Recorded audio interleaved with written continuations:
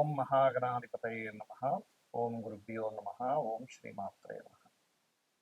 మనం ఈరోజు మీరు జన్మించినటువంటి లగ్నం నుంచి మీకు వేటి మూలంగా ధనయోగం వస్తుంది, అదేవిధంగా ఇది మనం చెప్పుకునేటువంటిది జనరల్గా. ఉదాహరణకి మేషంలో పుట్టారు, లేదా వృషభ లగ్నంలో మీరు పుట్టినప్పుడు వృషభ లగ్నం ఉంది, లేదా మిథున లగ్నం ఉంది, కర్కాటక లగ్నం ఉంది. అలా దాన్ని బట్టి సెకండ్ లార్డ్ ఎవరు, ఆ గ్రహం ఎటువంటి ధనయోగాన్ని ఇవ్వడానికి ఎలిజిబుల్ అయింది, సెవెంత్ లార్డ్ ఎవరు, అంటే ధనం ఎందుకు మీరు నిలబడటం లేదు, అదేవిధంగా మీకు జాతక చక్రంలో వ్యాపారం మూలంగా ధనయోగం ఉందా, లేదా ఉద్యోగ రూపంలో ధనయోగం ఉందా, మీ లగ్నానికి ఎటువంటి మహాదశలు వస్తే ధనయోగంగా మారతాయి అనేటువంటి అంశాలని చెప్తుంది నేనైనప్పటికీ కూడా చెప్పేస్తుంది సాక్షాత్ లలిత అమ్మవారిగా భావిస్తూ ఒక్కొక్క లగ్నం గురించి తెలుసుకుందాము. అదేవిధంగా అసలు వ్యాపార యోగం కనుక ఉన్నట్లయితే ఏ గ్రహం ఏ గ్రహంతో కలిస్తే ఎటువంటి వ్యాపారాల్లోకి వెళ్తారు, ఎటువంటి సమయాల్లో వ్యాపారాల జోలికి వెళ్ళకూడదు, ఎటువంటి సమయాల్లో వ్యాపారాలకు వెళ్తే బాగుంటుంది అనేటువంటి విషయాలు కూడా నేను చివరిలో చెప్తాను. వీడియో చివరి వరకు చూడండి.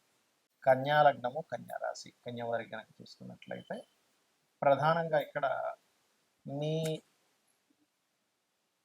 లగ్నాధిపతి బుధుడు. గొప్ప టాలెంట్ ఏమిటి కన్యా లగ్నంలో జన్మించిన వారికి అంటే మేనేజింగ్ స్కిల్స్ అద్భుతంగా ఉంటాయి. ఏదైనా చూసి నేర్చేసుకోగలుగుతారు.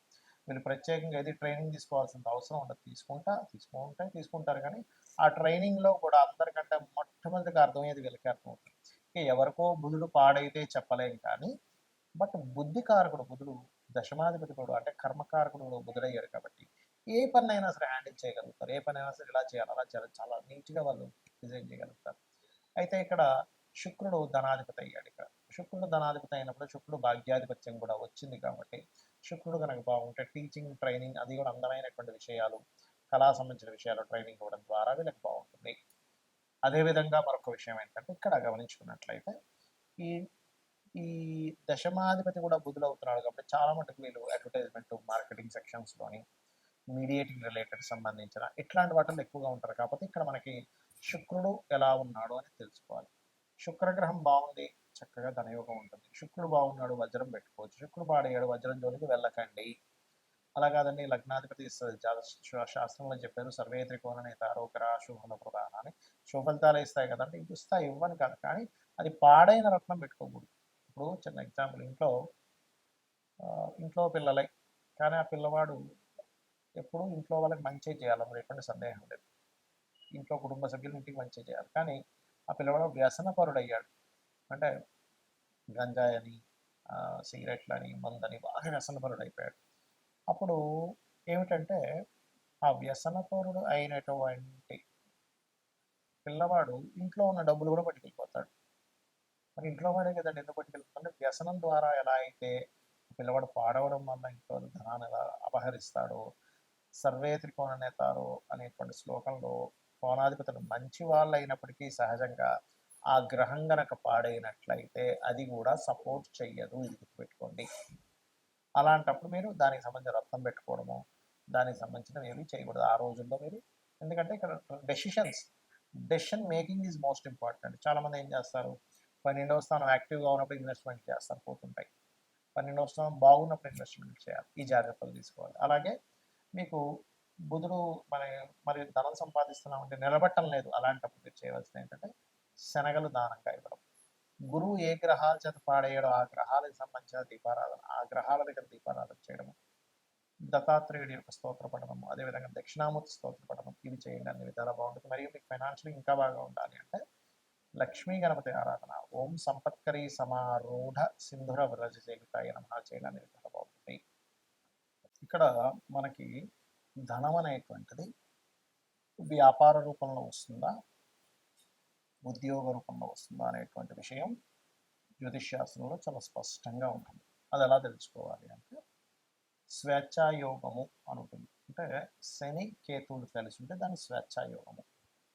అది జన్మజాతకంలో 159 యాక్సెస్లో ఉండొచ్చు, లేనట్లయితే రాశిచక్రంలో ఒకే దగ్గర కలిసి ఉండి, లేదా ఒక్కొక్కసారి ఒకే రాశి సంబంధాలు అంటారంటే అది తక్కువగా పనిచేస్తుంది. అంటే వృషభం, తుల చూడడానికి షష్టాష్టకాల్లో ఉన్నప్పటికీ, అదేవిధంగా మేషము, వృశ్చికము, మకరము, కుంభము, ధనస్సు, మీనము, మిథునము, కన్య, కర్కాటక, సింహరాశుల్లో ఉంటే కూడా అది కొంత కనెక్టివిటీ ఉంటుంది. అయితే 1 5 అండ్ యాక్సెస్లో కలిసినప్పుడు స్వేచ్ఛాయోగం. అప్పుడు అలాంటి వారికి ఏంటంటే ఉద్యోగం మీద ఇంట్రెస్ట్ ఉండదు, వ్యాపారం చేయాలని ఉంటుంది. కాకపోతే ఈ కాంబినేషన్ ఉన్నప్పుడు కొన్ని ఆటంకాలు కూడా లైఫ్లో జరుగుతాయి.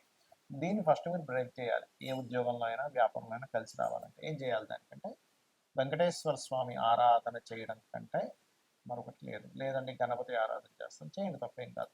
ఇది మెయిన్. రెండవది ఏంటంటే మీ పర్సనల్ చార్ట్లో అసలు వ్యాపార యోగం ఉంటే లేదా ఉద్యోగ యోగం ఉంటే ఎలా ఉందో తెలుసుకోండి.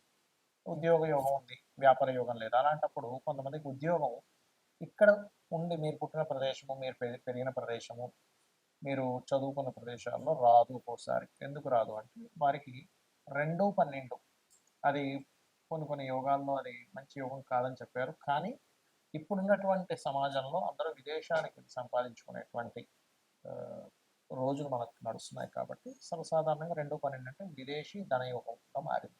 కాబట్టి 2-12 కాంబినేషన్ ఉన్నట్టు 2వ-12వ అధిపతి కలిసి ఆ పోర్ట్ఫోలియోలు కనుక బలంగా ఉండి ధనయోగం బలంగా ఉంటే వీళ్ళు విదేశాలకు వెళ్ళడం ద్వారా సెటిల్ అవుతారు, కానీ దగ్గరగా సెటిల్ అవ్వరు. ఏమంటే విదేశాలకు వెళ్ళేంత స్తోమత లేదు, మరి ఎలాగా అనుకునేటువంటి వారు ఉన్న స్టేట్ మారడం, ఉన్న ప్రదేశం మారితే అప్పుడు మీకు బాగుంటుంది. అదేవిధంగా 9-10 కాంబినేషన్ ఉంది, టీచింగ్ జాబ్స్లోకి వెళ్ళడం.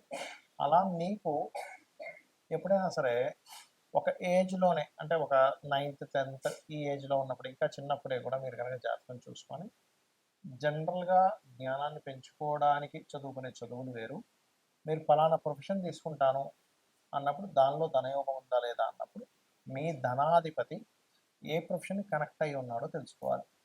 అప్పుడు మీకు ఉదాహరణకి కుజుడితో సంబంధాలు కలిగి ఉన్నాడు, అప్పుడు ఐపీఎస్ ఐఏఎస్ మన ఏదైతే మనకి చూడండి పోలీస్ డిపార్ట్మెంట్ ఇట్లాంటి వాటిల్లోకి వెళ్తే మీకు కెరియర్ అనేది బాగుంటుంది. లేదా దశమాధిపతి ఎలా ఉన్నాడు, లేదా D10 చార్ట్ దశాంశ చక్రము అంటారు.